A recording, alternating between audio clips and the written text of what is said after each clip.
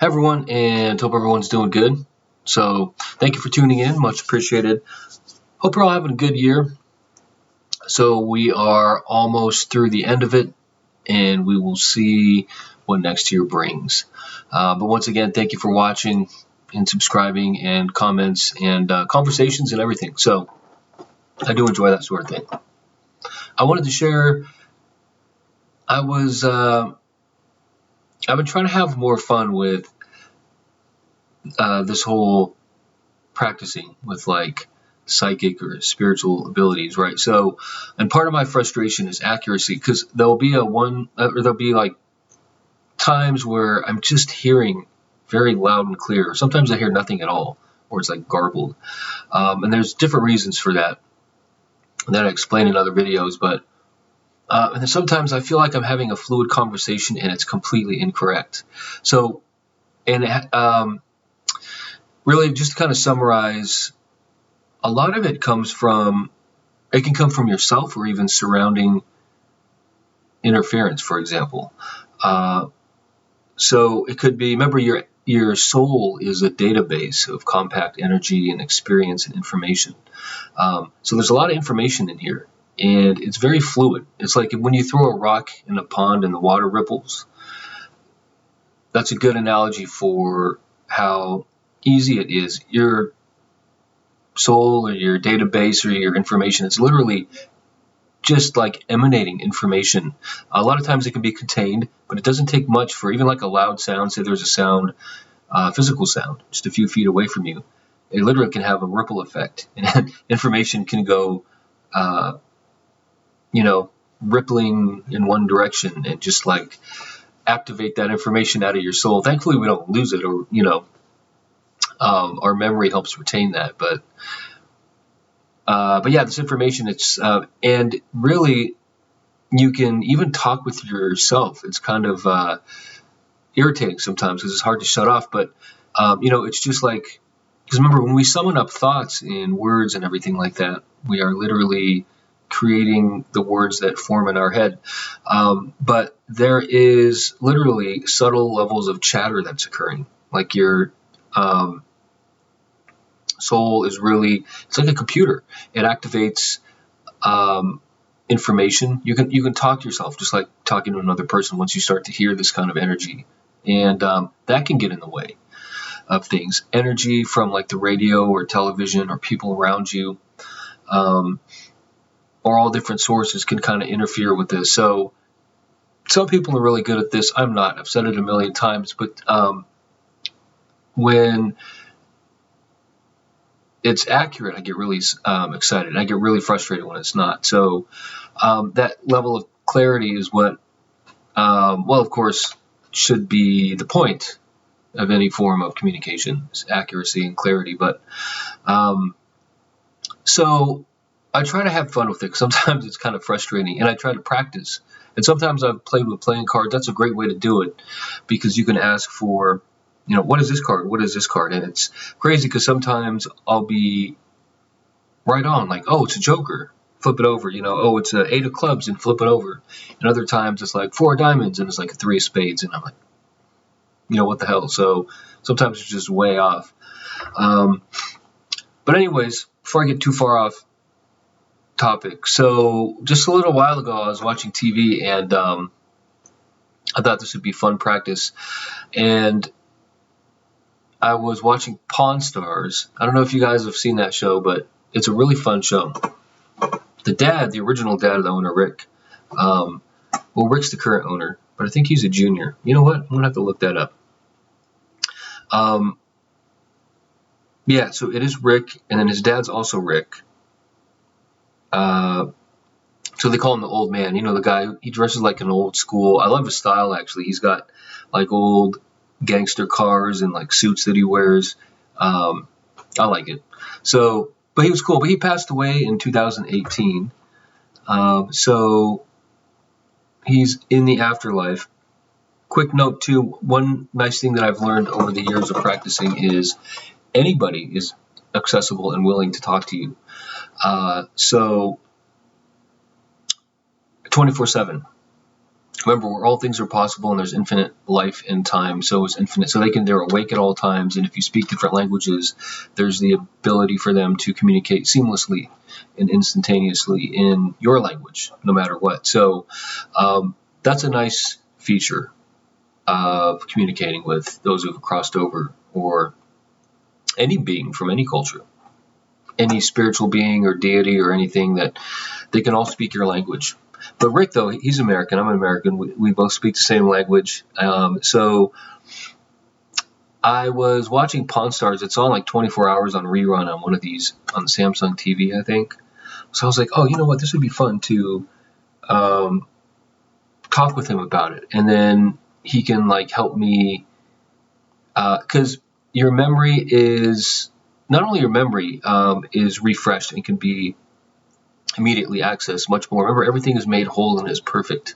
Health, memory, everybody is of infinite, just in a perfect state once we cross over, which means immediate and clear memory recall. But these things are captured anyways. All these things in life for preservation purposes, and can be immediately accessed too. Just like we can Google stuff, basically. That's a good analogy. So all these reruns I was watching, I was like, hey, can I talk to Rick? And I've talked to him before too. So we were chatting back and forth, and I was like, hey man, you want to watch this with me? Of course he was like, yeah. And I was like, hey, can you help me? I wanted to practice. I explained, I was like, I'd like to practice accuracy. Can you help me with, let's watch the show and just tell me how much these items are worth and how much they go for. So we went through a few, and I had some hits and misses. It was really fun though, so I wanted to share it. The premise of the show, it's a family-run pawn shop in Las Vegas, Nevada, where people come in and they sell their items.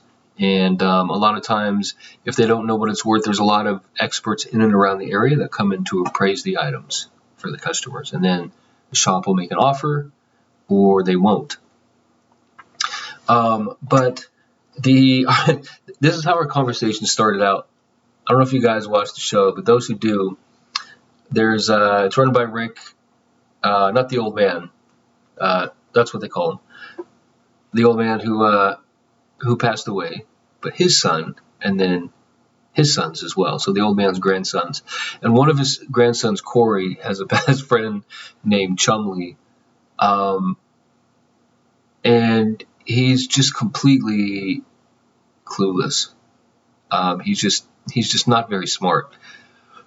And that's part of the running joke in the show. And he's funny. He seems like a great guy and a good character. He's just not bright at all. And I actually asked, this is how our conversation started, because we were watching Chumley just kind of being himself, and he was actually like pissing off the old man on the show. It was really funny. And I was like, hey, Rick, so question. And I was like, pardon the question, but is he really that stupid in real life, or is he pretending?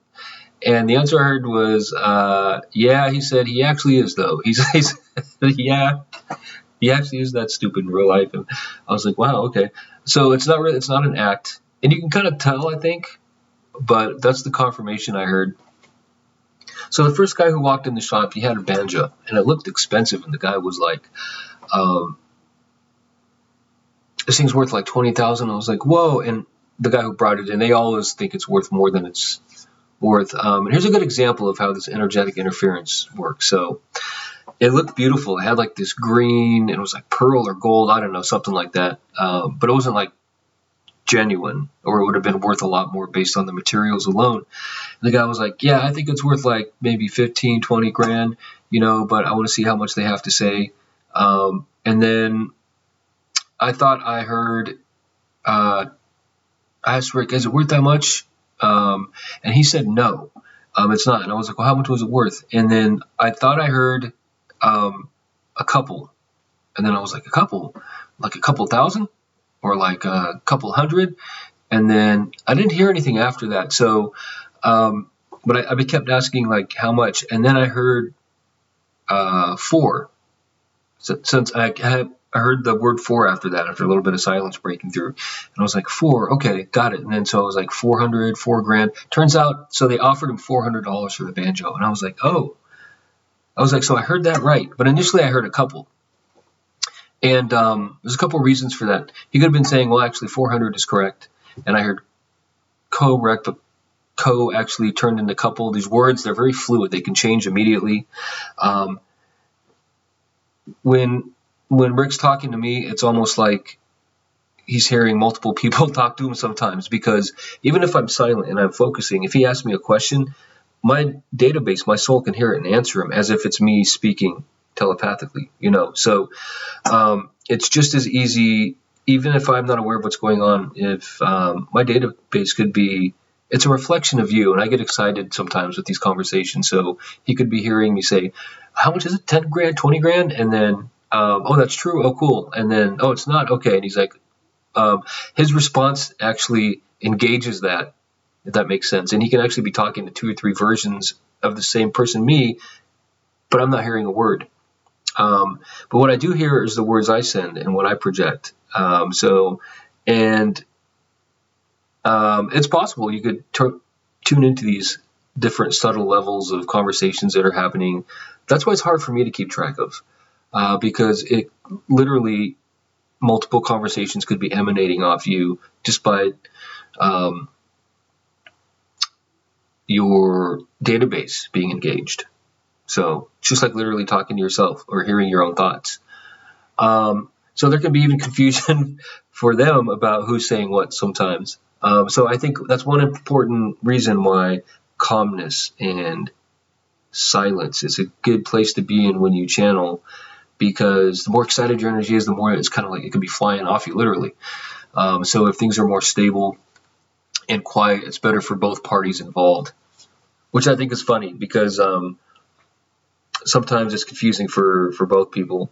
So that one, actually, I count that as a win, because I heard 4 breakthrough after I thought I heard a couple. And I was like, a couple thousand or a couple, grand, and it turned out to be 400.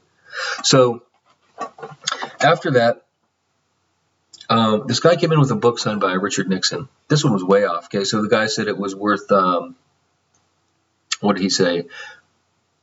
2,500. But it turns out it was authentic, but it wasn't a first edition, so that really lowered the value. And then I swear I heard him say 1,200. I was like, did you say 1,200? And then it was like, no, I didn't. And then I was like, okay, let's start with 1,000. Is it less than 1,000? And then he said, I swear he said more. And the thing is, if I'm thinking in the back of my mind, oh, it's got to be more, that could be, my database could respond to myself, saying, oh, more, so it is more. And then it responds to itself saying, thinking it's me, if that makes sense, oh, so it is more. What is that, 2,500? 3,000? And then your own soul is like, oh, yeah, that's got to be it. So it's almost like your excitement or your belief in something it can literally contextualize and shape these conversations, literally, audibly. So I thought I heard more and it was above 1,200. Turns out it was only worth like 125. It was 250 and he was offered 125, or it was only worth 125. So it was worth a lot less. I don't count that as a win. So, but it was funny because we were having a good time. I know we were. So the context for conversations, by the way, is always polite and relevant. That's something else I've learned over the years that I'm confident in, is that everyone's very patient, and if you're having a good time, they're having a good time. But if you're having a serious conversation with them, they absolutely take you seriously, and they're very polite. And so it's very tempered and it's a very controlled process, which is great. So now, next, this guy came in. This one was a win. This guy came in with this big Richard Nixon head, and it was like spray painted gold. It was huge. It was like 4 feet tall. And then I looked at it, and it was just, I was like, how much is that thing worth? And this is what I heard. I was like, it's actually not worth anything at all. That's what literally what I heard. And I was like, oh, really? And then this guy was like, oh, man, it's worth 2,500. And then Rick, the son who's running the shop now, he's like, what am I going to do with 2,500? And he goes, the guy was like, yeah, you could people can take a picture with it $1 at a time and this and that. And after some back and forth, he goes, I'm sorry. He goes, I can't offer you anything for this. I'm just not going to buy it. So I was like, oh, I heard that right. It's actually not worth anything at all. So, and that was what I heard the first time, and it was very particular. Wasn't a bunch of random numbers flying around due to my excitement. So that was great. That was accurate. And then this other guy came in with a gun from the Civil War era, and they had an expert come and take a look at it. The guy thought it might be worth around $5,000. Might have been in its original condition, but it was cleaned and it was used recently by the owner and his family, which devalued it. But the guy who appraised it said, "Oh, this is one of the last editions of that. This based on the serial number, so it's very possible this could have seen service in the actual Civil War, right towards the end of it." And I asked Rick, and I was like, "Did this thing actually see service?" And he said, "Yeah, it actually did." That's the answer I heard. It actually did see service in the Civil War. And I was like, "Well, no way." And I was like, "Is it worth $5?" And he said, "No." I was like, "No, how much is it worth?" And then I thought I heard 1,200, literally. I heard 1,200 bucks is what I heard. And I was like, 1,200 bucks? And I was like, I don't know if I'm hearing you right or not. So I was like, let's start at 1,000. Is it above or below 1,000? But before I could hear the answer, the guy on the television said, Rick was like, "Yeah, sorry, I can only offer you about 750 bucks for it." And I was like, "Oh, okay, well, that answers that." So that was before I heard an answer from the old man. And then after that, I heard 8. I heard 8. I heard the number 8. And I was like, well, he said 750. And then the guy tried to counter actually with 1,200, but Rick's son actually said, "Look, I'll give you 8 and that's it." And the guy was like, "Okay, I'll sell it for 8. And I was like, holy crap, I heard that. I actually heard 8. So I count that as a win, which was great. So all in all, it was a successful practice session, and I had fun doing it.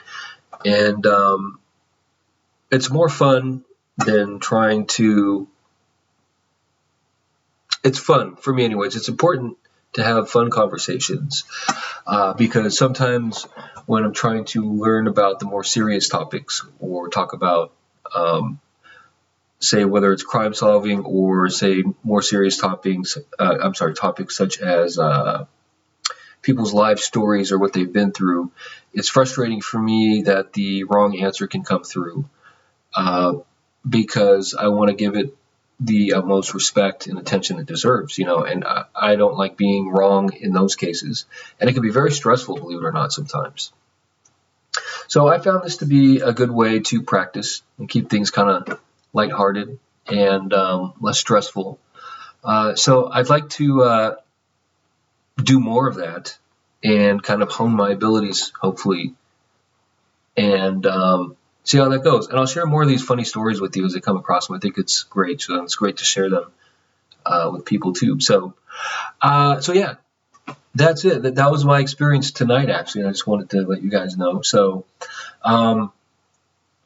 and I think that's a great idea too. So like if you're kind of practicing with this stuff like I am, then I would suggest this is a great way to do it. So if you're watching TV, remember you can immediately access people.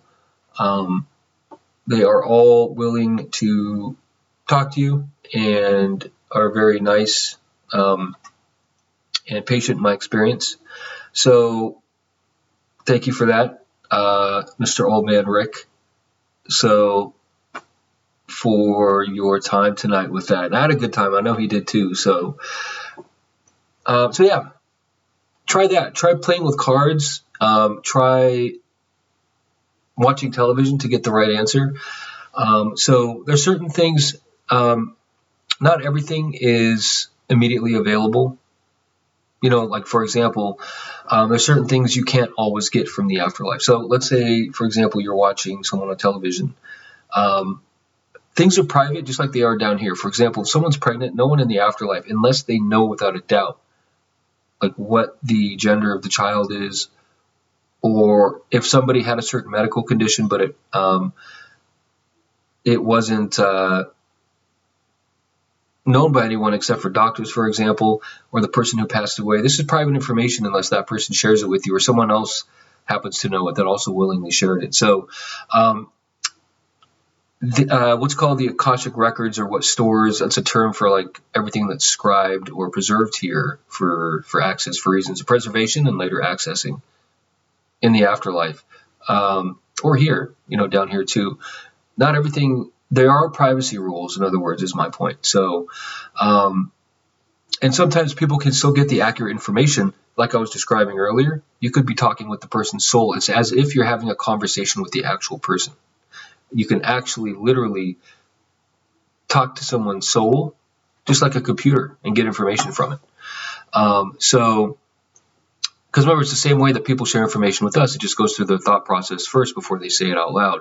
It's just that you're skipping the out loud part and you're literally having a conversation with their database. So this is one way that people can inadvertently actually get information from someone just by being in close proximity, unintentionally, just by talking to them. They could hear the answers flowing off the person, and that's how they can get private information.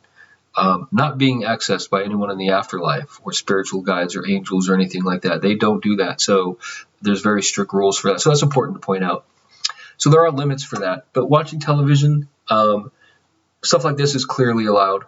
Or I like to practice too and ask, oh man, I didn't know what's the date, like what's the month and day that you passed away, and then listen for an answer, and then I can Google it. That's another great way, because that's stuff people are willing to share that are over there. So yeah, I just encourage it.